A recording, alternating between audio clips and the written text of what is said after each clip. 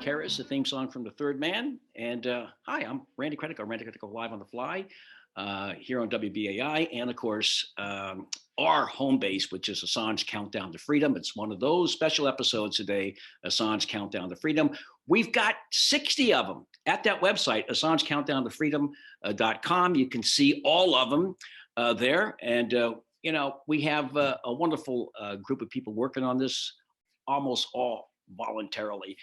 Kelly Lane, my co-producer out of North Carolina, the Kunstler family, Emily, Sarah, and Margaret Kunstler out of Brooklyn, and Anonymous Scandinavia out of Denmark, and me here in somewhere upstate New York for the time being. So we're going to go to our guests. We have such a great guest today. We've had him on before. You've heard him. He's a rock star in this business. Not this business, but you know, in the Assange movement. All right, he really is a rock star. His name is Nils Melzer. You know he is. He's the UN Special Rapporteur on torture. He's got a whole bunch of books out, but he got a new one out now. It's called "The Case of Julian Assange: A Story of Persecution." And it's a bestseller already in Germany, and it's coming out in English in a couple of weeks or a couple of months. And we got him right today in an exclusive interview about the book, his transformation, how he crossed the Rubicon, and his exploration, dissection of the case against Assange. It's really a great book. I've been able to read half of it in English that he provided for me, but it's not out yet, but it will be. All right, so we're going to go right to Mr. Melzer, Nils Melzer. Got a great sense of humor too. I love this guy. So we'll be right back after a little bit of Dvorak, humoresque, and we'll be talking with Nils Melzer. Don't go away.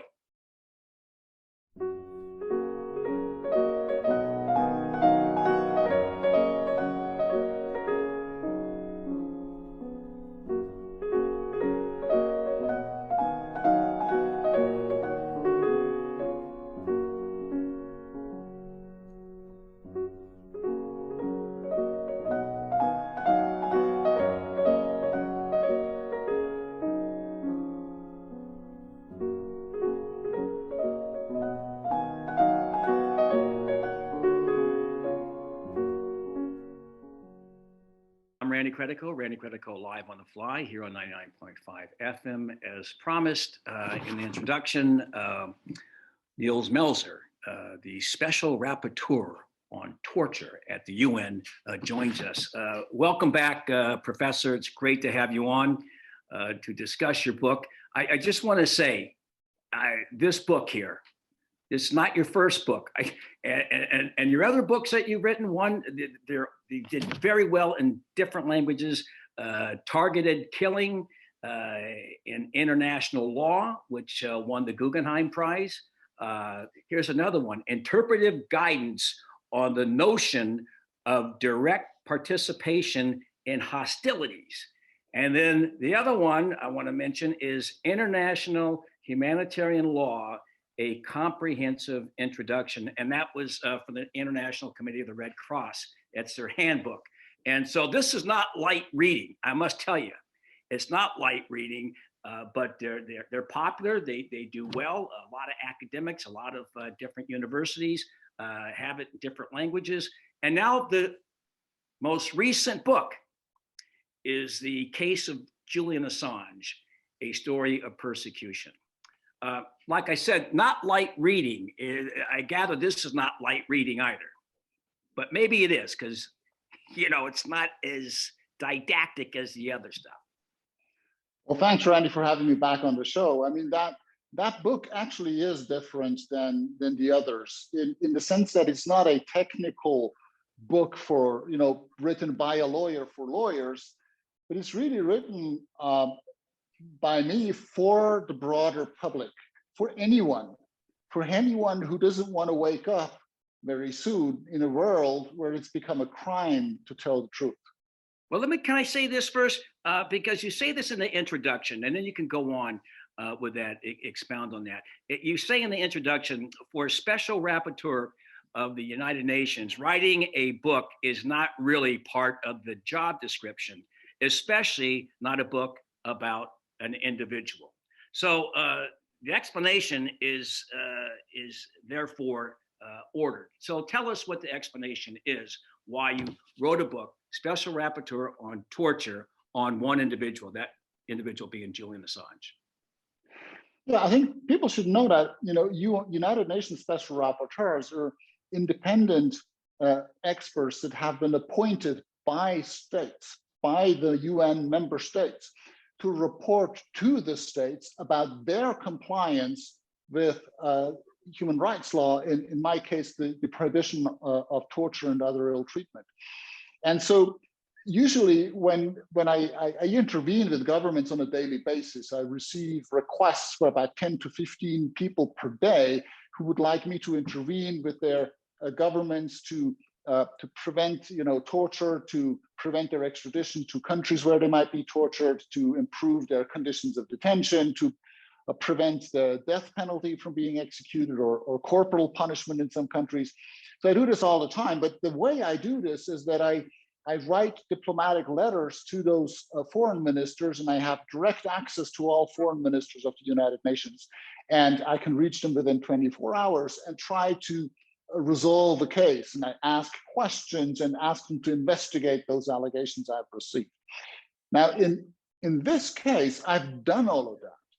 I've received allegations, that Julian Assange's living conditions in the Ecuadorian embassy and later in Belmarsh prison in the UK amounted to cruel, inhuman, and degrading treatment.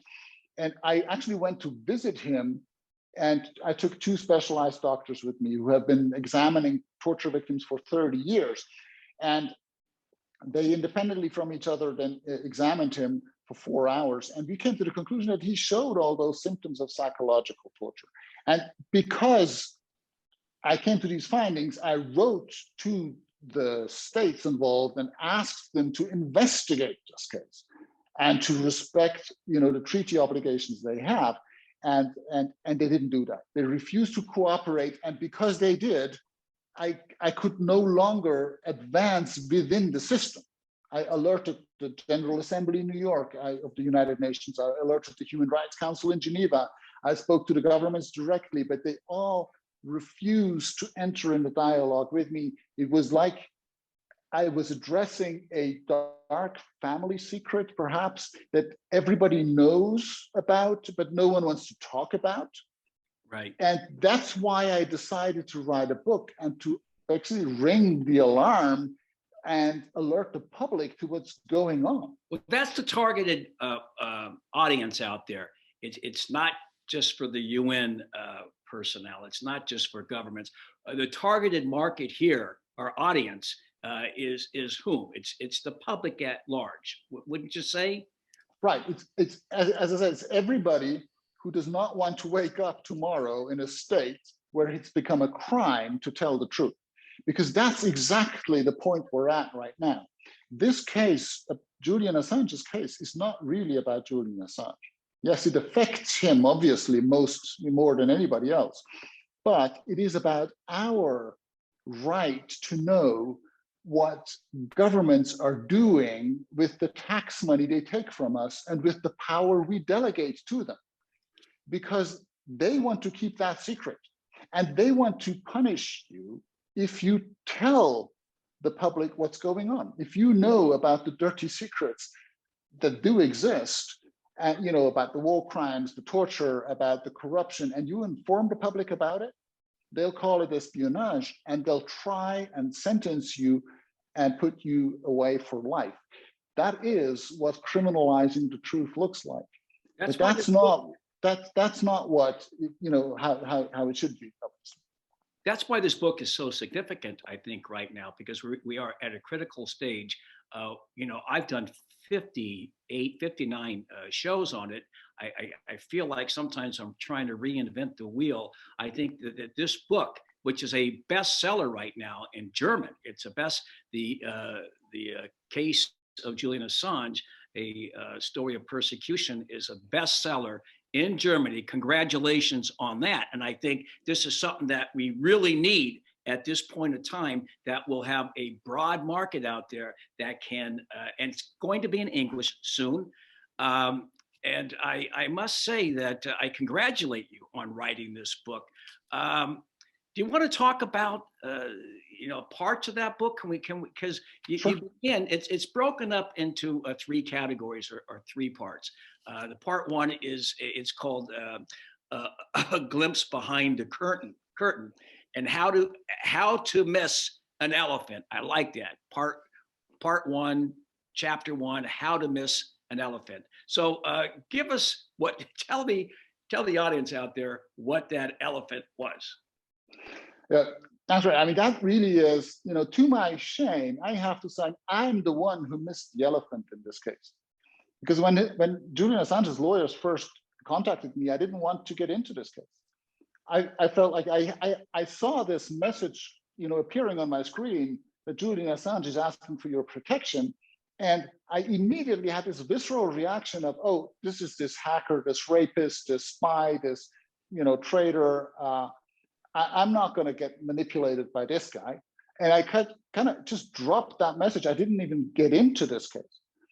And so they had to come back 3 months later, and that was just a few weeks before he was expelled from the embassy, and say, look, we really have clear indications that he might be expelled from the embassy soon, and that would mean that he would be extradited to the US, where he might be facing an unfair trial and human rights violations.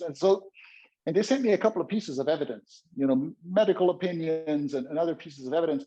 And I started to look at these. And the deeper I got into this case, the more contradictions appeared. And I realized that there was really nothing to back up this narrative about the rapist and narcissist, the traitor and all this, but that this really had been created, this narrative, intentionally to divert attention from what this case is really about. Because it's not about Assange and whether he feeds his cat or whether he skateboards in the embassy or all these kinds of, frankly, nonsense.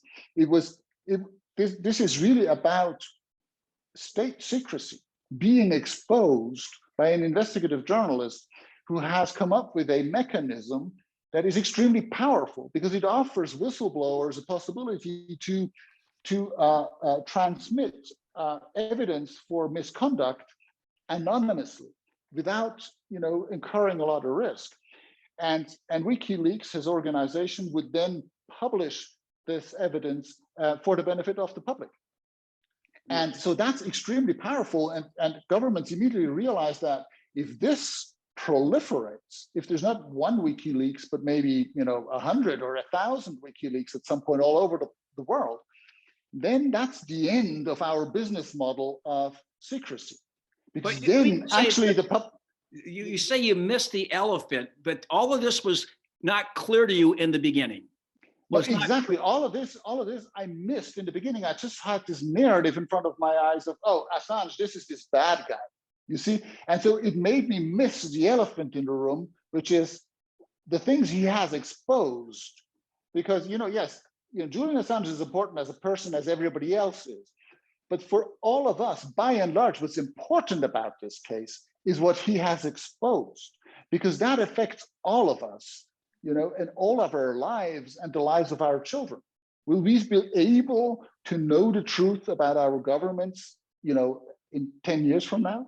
Will our children live in a world where it's a crime to tell the truth, and where actually the crimes committed by governments are no longer crimes because they enjoy complete impunity, where they can do to you whatever they want and no one is allowed to report on it because that would be a crime?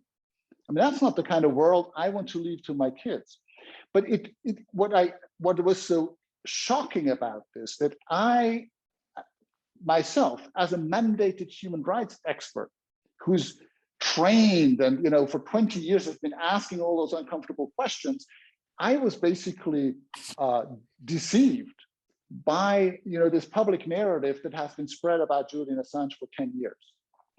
Right. Well, you say you were caught up in your own prejudice in that first part one, glimpse behind the curtain. Well, and then in the same part one, you talk about WikiLeaks' role in society. You just highlighted some of them, but you talk about it in part two, WikiLeaks' role in society. Can you zero in on that?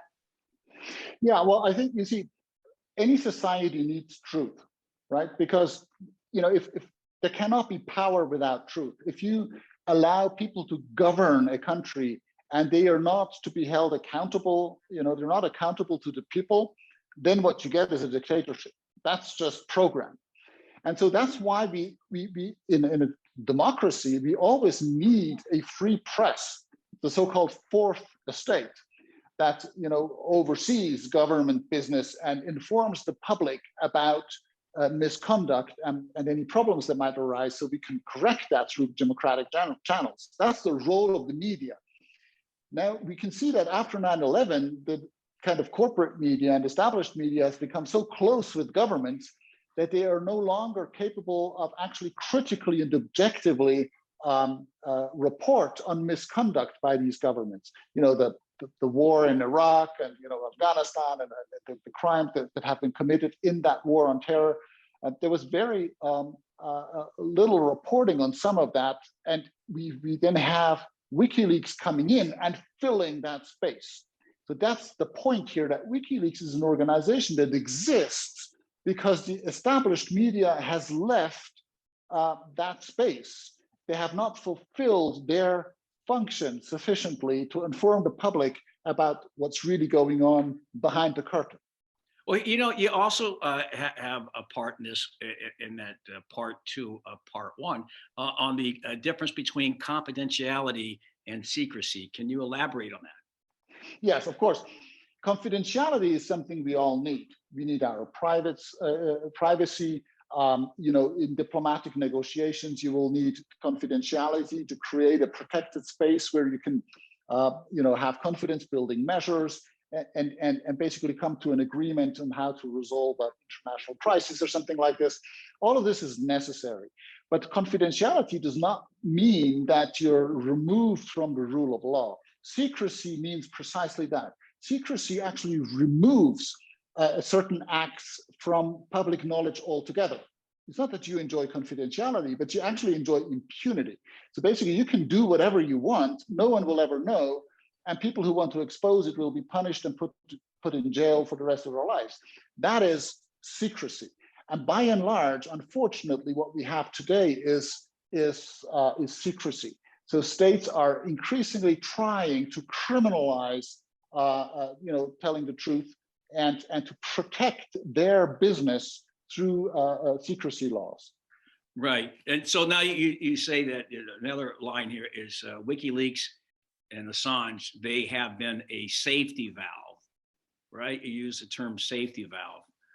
Go into that for a second for us. Yeah, well, it basically comes from the role of a whistleblower, right? A whistleblower is a person who's part of a government or working for a government or a corporation, by the way, or any organization, and they see that things are not, there's abuse, there's corruption, perhaps there are crimes being committed, and they report it internally as they should to try to activate, kind of the self-healing mechanisms that any organization or state or authority should have. And if that does not work, they go out and inform the public because they feel they cannot live with that moral dilemma of tolerating unlawful behavior going on and not doing anything about it. And so that's what whistleblowers do. And they blow the whistle just as a safety valve would blow the whistle if the pressure is too high because there's bad things going on and they need to inform the public about it. That's what they do. That's why we call them whistleblowers, right? It's not for making music, it's for sounding the alarm. And that's why I'm saying WikiLeaks is part of that. They're enabling whistleblowers to actually, transmit this information they have in a safe manner, and so that the WikiLeaks can publish it and bring it to the knowledge of the broader population. It had been difficult. You got people like Thomas Drake, Ed Snowden, you have Daniel Ellsberg. They're whistleblowers. They had to find a vehicle to blow the whistle through. And WikiLeaks was the safety valve since they couldn't just go public, right? And just say, it was me, here's what's going on. Because they were facing, and that's why Ed Snowden left. So they go through so many whistleblowers went through WikiLeaks because let's say you live in Albania or you live in El Salvador or you live in, anywhere in the world where it's not Indonesia, you need a place. If you're a reporter or a government person, you go through WikiLeaks, since you can't do it with the local papers, the mainstream media in those, various countries. Oh, absolutely. And the whistleblower role is just absolutely essential for the sanity of any society, because they're alerting the society to misconduct, for criminal conduct that is not being corrected. And so they're really part of ensuring the rule of law. And unfortunately, what we see increasingly now is that governments start prosecuting, and I would say, because it's for political motives, it's persecuting whistleblowers. And now, why am I saying that? Look, it's an easy test for this. If you want to test the good faith of your government, see whether they prosecute only the whistleblower or whether they also prosecute the crimes that have been exposed. Because usually those are very serious crimes. In the case of WikiLeaks, we're talking about war crimes, about mass murder, we're talking about torture, we're talking about massive corruption that has been exposed. And with clear evidence, written evidence, video evidence, but none of these crimes has ever been prosecuted. Right. So they're turning the tables on the person that blew the whistle on them. No, exactly. Or the vehicle to blow the whistle. That's WikiLeaks is not a whistleblower themselves. They get stuff, and they're a publisher. They're publishing stuff that other people give them. Why is that a crime? And I'm jumping around here a little bit because you're saying all of this, and in the beginning, the elephant in the room and all of that, to you, before you investigated the Assange case, before you did, you say the fog begins to dissolve, and this is the initial contradictions come to light. And I think back then, in 2019 and 2020, when you decided to go, you were aware of the contradictions at that point, but you didn't know. Am I correct? Yes, I mean, I started out like everybody else, probably who's watching this or who might be reading my book. They start out at a point where they're full of prejudice. And I was convinced I knew who Julian Assange was. I'd never met him, I'd never looked into this case, but I was sure because I had been told for 10 years who he was. But then I found out it's not true. Right. It's a narrative that's been created for his persecution. And so then that's why I call it the fog starts to dissolve, because I started to look at all those pieces of evidence and I see it doesn't fit with that narrative. And so I saw these contradictions, and the deeper I got into the case, the more contradictions appeared. And so then I decided to go visit him, and we came to all these conclusions that actually he showed all those symptoms of a torture victim, which didn't fit the narrative either of a spoiled man living at an embassy, with a cat and a skateboard. That's not what happened. You saw him in Belmarsh. You're talking about when you went there in May of 2019. You saw him there with a team of doctors, right? Absolutely. But what I saw there, that was 4 weeks after he had been pulled out of the embassy. I saw the consequences of, by then, already more than 7 years of persecution. He had already cognitive and neurological impairments that we could measure. He was, extremely anxious. I mean, I'm not talking about a normal level of anxiety. It's really a stress level that is, comparable to what you would experience in war. You're really at beyond basically what a human being can bear in the long run. And so that also leaves physical impairments afterwards. So these are the typical kind of symptoms you would see with a torture victim. And we could see also what had caused that. And that is really a sustained and concerted effort by several states. We're talking about the US in the background, we're talking about the UK, we're talking about Sweden, and in the end also Ecuador, once they have been, there have been a change of government there that wanted to cooperate with the US. So this concerted effort in pushing Assange to the limits and to create this narrative about him that would basically lead the public astray, that this was really about prosecuting espionage and hacking and sexual offenses. But let me just say this clearly: there has never been any evidence, that he has actually committed any of those crimes. No one has ever been able to bring that evidence. The Swedish, after almost a decade of investigations, they close their case about sexual offenses, saying, "Oh, by the way, we don't even have enough evidence to charge him. He's never been charged of any crime." The whole thing was a smear job, wouldn't you say? The whole thing was an orchestrated, concerted smear job. I don't know where it came from.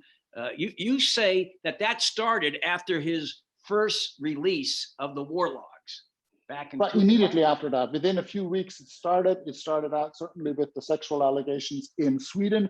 And let me say clearly, I don't know what happened between him and those women. Maybe there's been something, maybe not. But what I do know, that Sweden never wanted to know the truth about this, that they used this case immediately and inflated it to use it against him, to undermine his credibility. And there's clear evidence that I'll bring in the book, on where you can see that no prosecutor in his right mind who actually wanted to investigate a sexual offense would have actually proceeded in that way. They did everything to avoid clarifying this case, to be able to maintain this narrative about him. Well, in the book, you lay it out. In the book, The Case of Julian Assange, you lay it out how the Crown Prosecutor Services colluded in some way, or suborned the Swedish authorities into perpetuating this open investigation. And those emails that you put the emails in there, proving some by a lot by Stefani Morizzi and other sources, the collusion there, right? Yes, I mean, there's email correspondence, there's SMS, text messages, and I assemble all of this, and I just illustrate how we can see that the British authorities, who really did not have any stake in the Swedish case, were very keen in the Swedes, maintaining the case. They initially wanted to close it because they didn't have any evidence, but then the British almost strong-armed them and said, "Don't you get cold feet?" And that's a direct quote from one of those emails. "Don't you get cold feet now? Maintain this." And then the Swedes said, "Well, we can come and question him in London," which Julian Assange actually wanted to be questioned by the Swedish in London. And then the British said, "No, don't come here. Get him extradited to Sweden, and don't take any DNA tests." I mean, they really pushed Sweden to perpetuate and this case. And now, the rule in investigating human rights violations is there is no smoke without a fire. Right. And there's an awful lot of smoke in this case, where you can see there's countries that have no stakes in the Swedish case are extremely interested in maintaining it. While the Swedes are, even when they're ready to drop it, we can see that, millions of British pounds and US dollars and have been spent to corner Assange, to surveil him in the embassy. And you don't do that for a minor hacking charge or something like this, or someone who you can't even charge of a crime anywhere. You just want to question him. I mean, let's be real. This is not about sexual offenses. It's not about, having tried to decode a password but not succeeded. I mean, these types of things that they put in their indictment. This is about silencing Assange. It's about setting an example very visible for the entire world of journalism. The message is being passed. If you journalists ever get the idea you want to copy Assange and you actually want to do what he has done, this is what we're going to do to you. And we can violate your rights every day in plain daylight, and no one will be able to do anything about it. This is what's being demonstrated. Right. We are talking with Special Rapporteur, UN Rapporteur on torture, Nils Melzer. We're going to take a 30-second musical break and we'll be right back and continue talking about this blockbuster book, The Case of Julian Assange. We'll be right back in 30 seconds.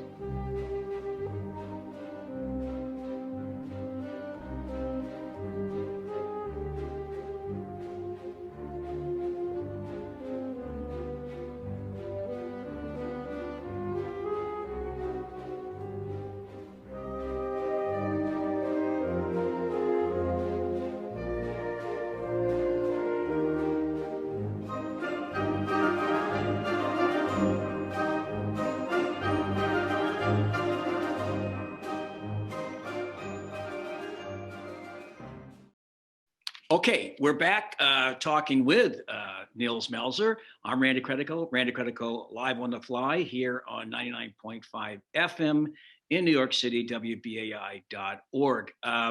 So to continue, let me get a little bit of your background before we go into this book. You spent 12 years with the Red Cross. That was quite a commitment. Can you tell us what you saw? Just a few minutes so people understand the kind of credentials you have in this area of torture. Yeah. I mean, I grew up in Switzerland, a very peaceful country. You see, I've served in the army, which in Switzerland obviously is, not a very adventurous thing. But I then joined the International Committee of the Red Cross, the International Red Cross, the classic organization that intervenes in situations of armed conflict. And I spent 12 years with them. So I spent a couple of years, stationed in war areas. It was the Balkan Wars at the time in the late 90s. I was in the Kosovo War, in Serbia. I was then in the Middle East during the so-called Second Intifada. I was also then based in Geneva later on as a legal advisor, and I traveled to places like Afghanistan, Colombia, and other places.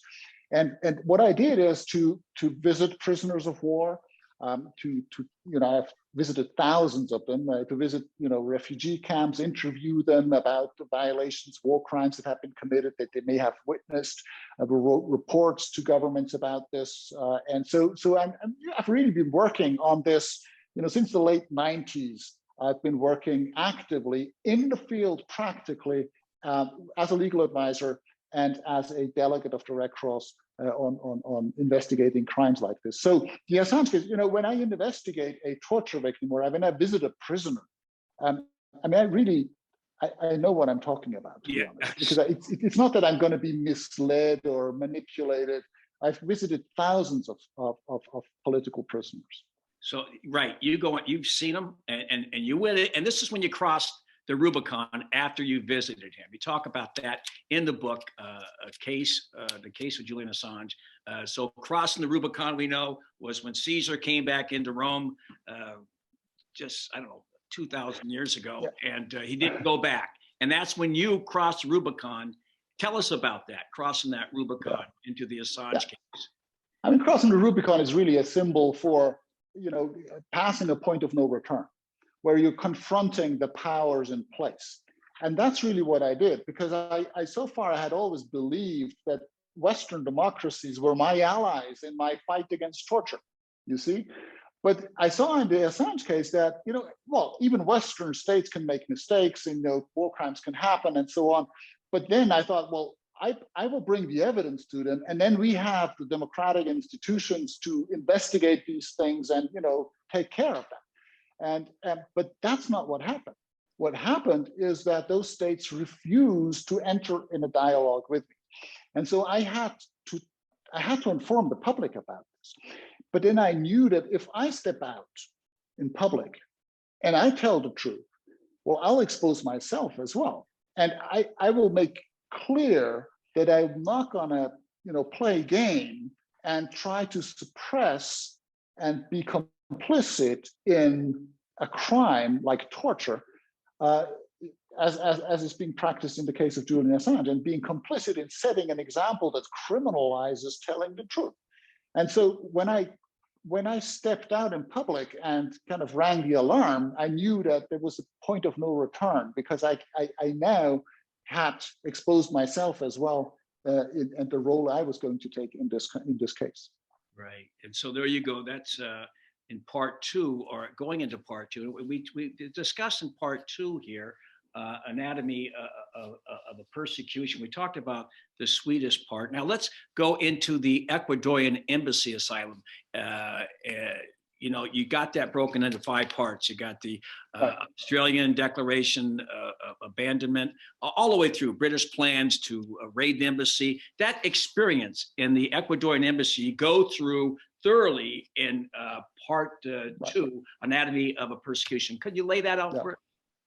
Yeah, I mean, just to kind of give the overview, there's 3 parts. There's one, where, as you said, the glimpse behind the curtain, where I just explain on how I basically started discovering the first contradictions in this case, and how I started investigating it. And then I decided, this I really have to look into. I have to do a full-blown investigation of this case, because states are not, going to play ball with me. So I'll have to do it in their place and inform the public.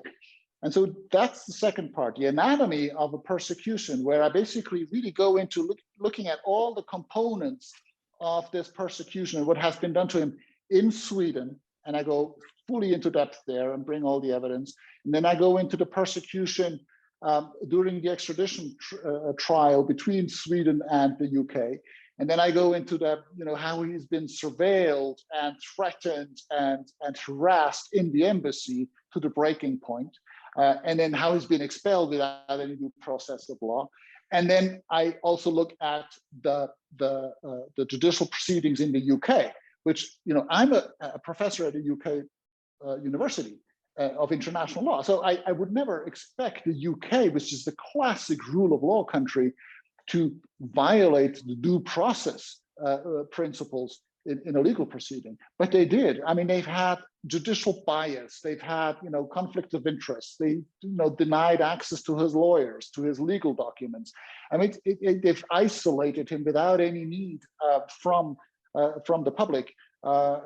He's in preventative detention. He's not serving a sentence, but he's being isolated for more than 2 years in Belmarsh high security prison, while normally an extradition detainee would simply be held in house arrest and be allowed to exercise his profession and have his family contacts.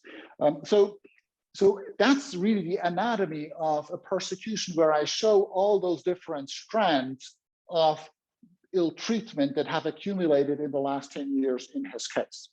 Right. Well, you laid that out. By the way, you are a UK professor of international law at the University of Glasgow. I may as well lay that out there. I'm sure after you expose yourself, as you crossed the Rubicon, there must have been some repercussions. We can talk about that later, unless you want to talk about it right now. There must have been some repercussions right there from the outset for you.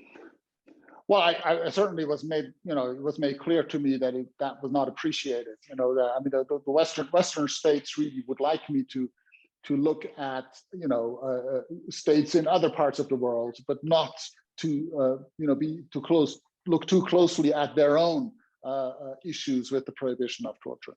So it was clearly made, understood that there's going to be a political price to be paid. I was not threatened directly, but I just did not receive the support I would usually get, and it was made clear to me that there was a political price to be paid for this. Right. You weren't going to be on BBC at this point. That's one of the prices that you pay. If you had done something on Russia, or maybe, I don't know, Iran only, you'd be invited on. But exposing crimes in the U.S. and in fact, you talk about that. You say a look across the Atlantic. This is the anatomy part in part 9 of part 2. Looking across it. Can you just summarize what that part is all about? Yes, obviously, I think that's really an important part, because that's looming throughout his persecution. The U.S. is always in the background.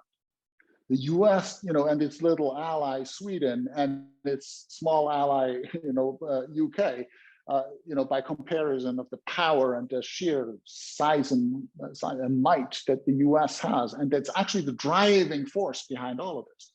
And so I analyzed, what would Julian Assange, what's expecting him in the U.S. if he gets extradited? Will he get a fair trial? And I analyzed what these espionage trials look like in Alexandria, where no one has ever been acquitted. No one actually knows what has ever been said in the courtroom, because it's all secret.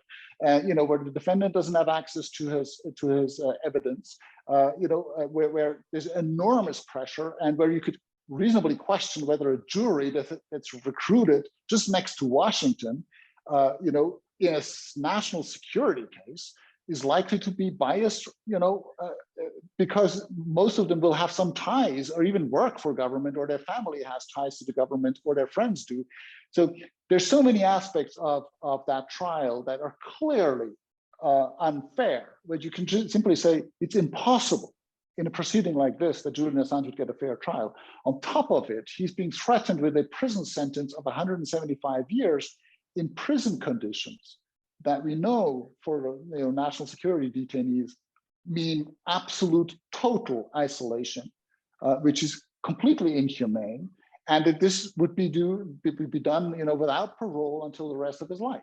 I mean, that's the likely punishment he would get, which clearly amounts to torture and other cruel, inhuman, or degrading treatment. So what I want to say with this is the threat scenario that Julian Assange has faced from day one after the publication of the evidence for US war crimes and misconduct.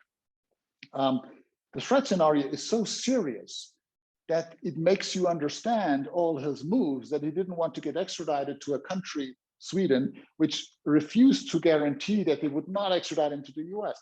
In fact, in January, the British judge even refused his extradition to the US precisely for that reason, because it would be inhumane. The prison conditions would be so harsh that he would be very likely to commit suicide. Now, what does that tell you? It tells you that Julian Assange has been right all along, that he didn't want to get extradited to the US.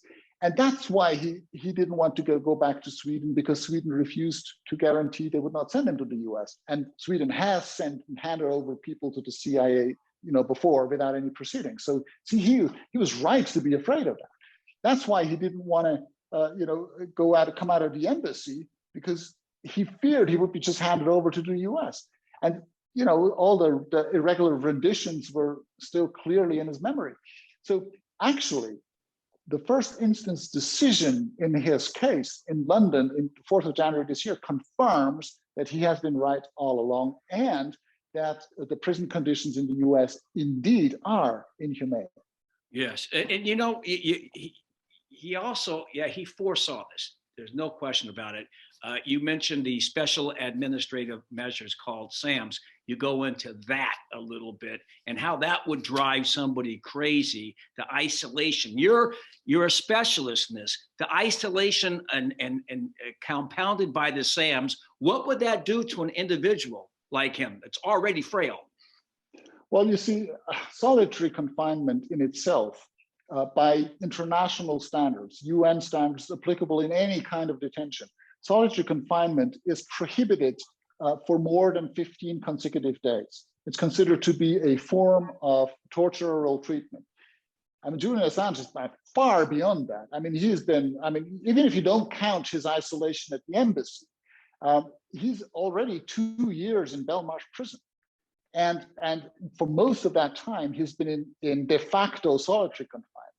Maybe not in the legal status of solitary confinement, but he doesn't have any contact with other prisoners.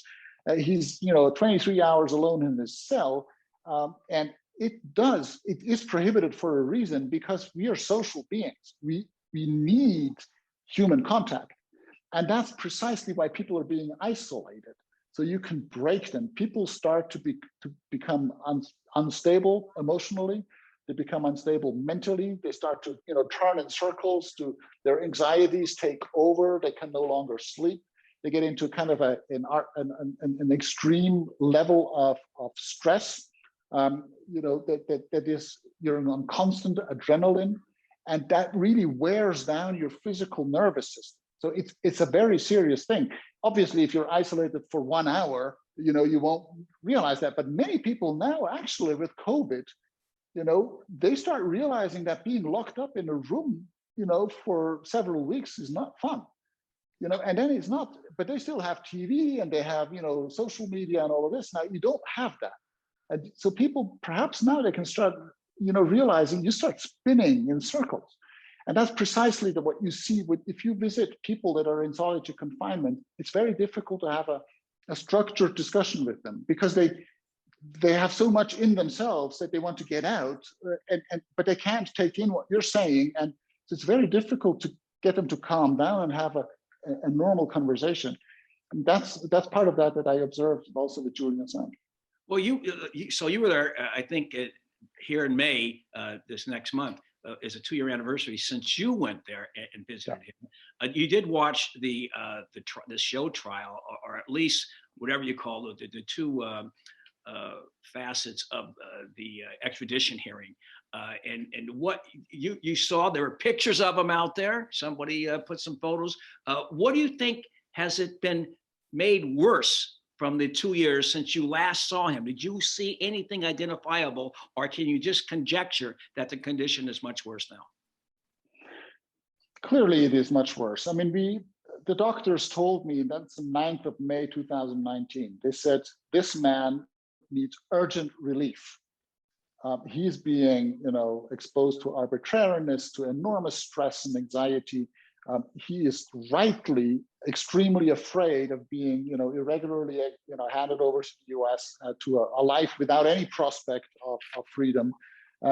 For what? For having exposed the truth. I mean, what do we tell our children? That it's bad to tell the truth? I mean, no, opposite. So that's what he did. That's why he's being persecuted.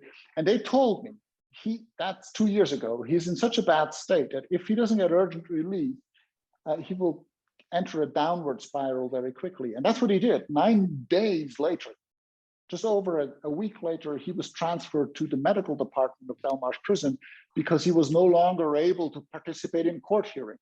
So he had to be stabilized, with pharmaceutically, with drugs.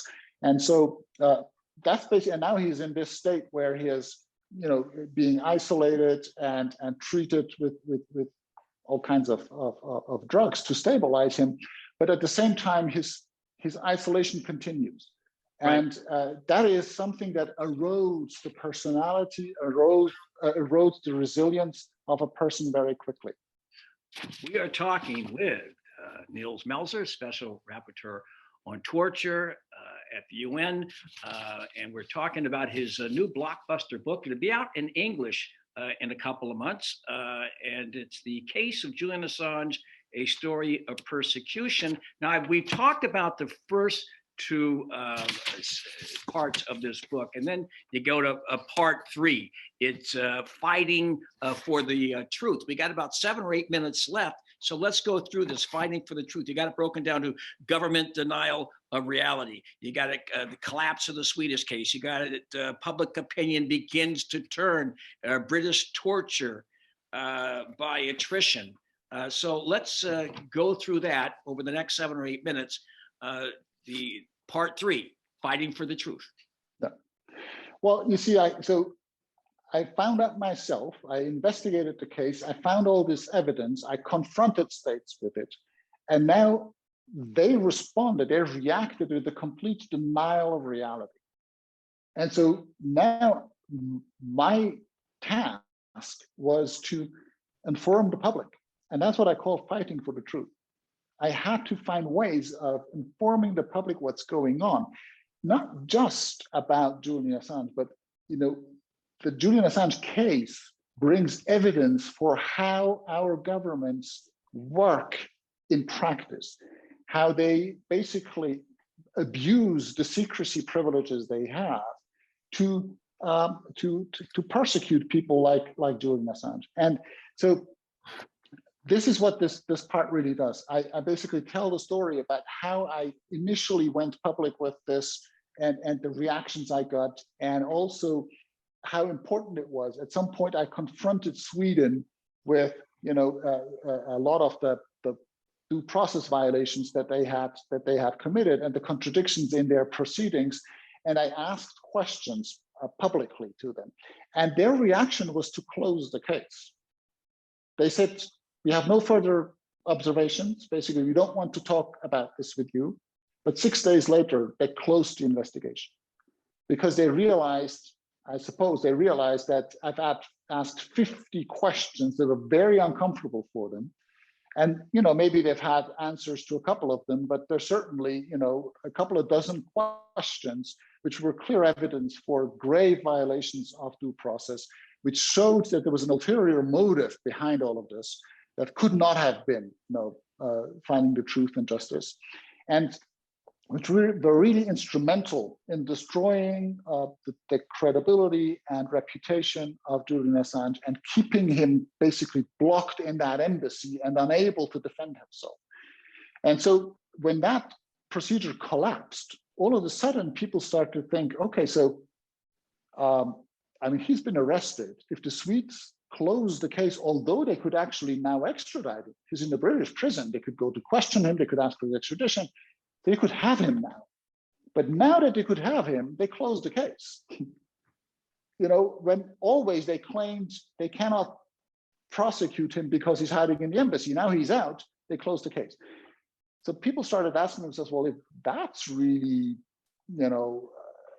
if that doesn't hold up, if he's not really if he can't prove any sexual offenses here, then maybe the other accusations are not true either. So people started getting interested, and the broader media, certainly in the German-speaking part of the world, were very interested in, and so we can see the public interest more generally picking up, and public figures, celebrities stepping out and defending Julian Assange.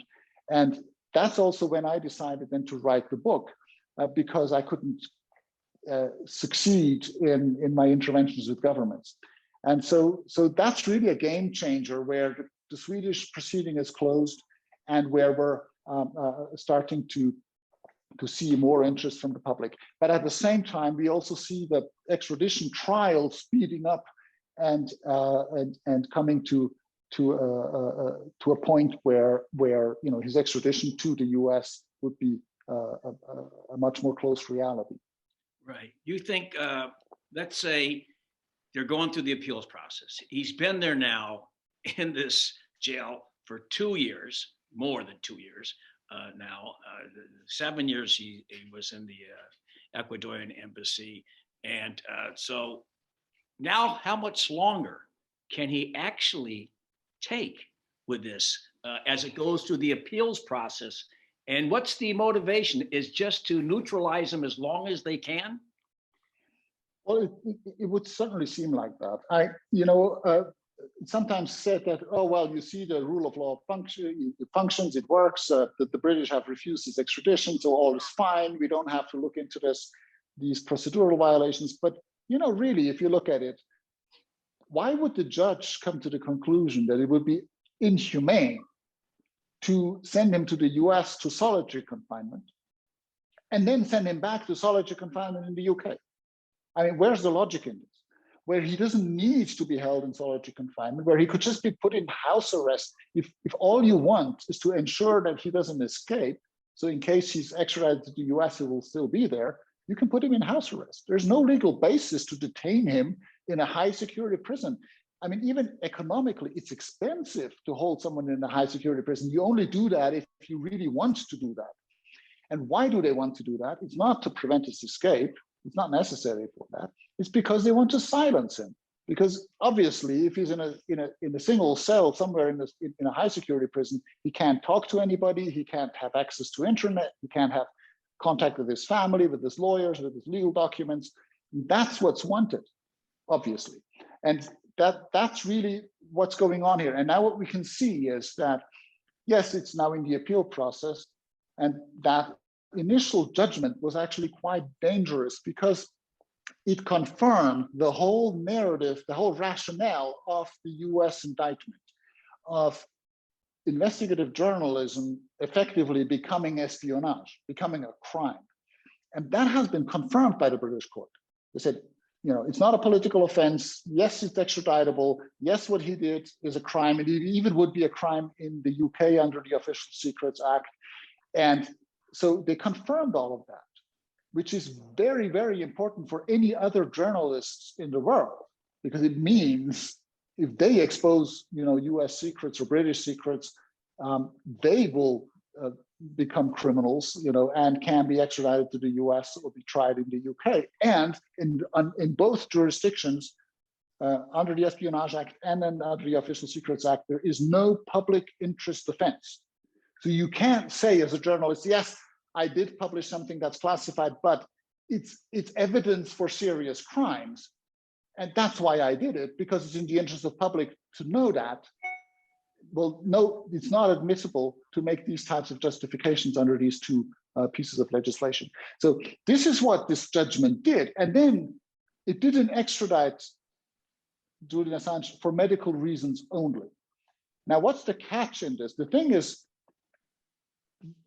it's the US that now appealed the case, and they only appealed this single question of whether their prison conditions are inhumane or not. So they will only discuss that at the appeal stage. Wow. Now you see, the thing is this, the US can now just issue guarantees. They will say, oh, okay, so you have an issue with our detention conditions, we'll give you guarantees, we will treat him well. Right. And so now the British judges can say, oh, so okay, now we've resolved the problem, and now we can extradite. So this case is not over. It could even become more easy to extradite him now, because the appeals court will only look at this specific question where the US can make guarantees. They will not look at, is espionage a political offense? You know, is there press freedom protections there that are being violated? There's nothing of that is going to be looked at. So that's very, very dangerous. So the show trial will go on the road. The show will go on the road from London to Virginia if, in fact, the appeal is successful. And that's what you say in 14, the Anglo-American show trial. And that we're almost at the end here. In 1 minute, minute and a half, something really salient you want to point out, Professor? Look, I wrote this book because I want to tell the truth about how things work. And I know that most people out there don't like Julian Assange, as I didn't like him. And you don't have to like him, because it's not about liking him or not liking him. It's about whether you like the freedom of the right to know the truth about what your government does with your tax money and the power that you have delegated to them. If you want to control that and to know and then to be accountable to you, read this book and then use your democratic rights to, hold your government to account, because that's your right and that's your role, and do it in time before telling the truth becomes a crime. Okay, that's it. We're at the very last second. I want to thank you. The name of the book is The Case of Julian Assange by Professor Nils Melzer, Special Rapporteur on Torture. Thank you so much for affording us all of this time today, Dr. Melzer. And that's it, folks. We're going right out. I'm not coming back for any, epilogue myself. See you next Wednesday. I'm Randy Credico live on the fly here on 99.5 FM WBAI in New York City. Bye-bye. Thank you very much. Solidarity forever. Solidarity forever. Solidarity forever. For the union makes us strong. When the union's inspiration through the workers' blood shall run, there can be no power greater anywhere beneath the sun. Yet what force on earth is weaker than the feeble strength of one? But the union makes us strong. Solidarity forever. Solidarity forever. Solidarity forever. For the union makes us strong. It is we who plowed the prairies, built the cities where they trade, dug the mines and built the workshops, endless miles of railroad laid. Now we stand outcast and starving mid the wonders we have made, but the union makes us strong. Solidarity forever. Solidarity forever. Solidarity forever.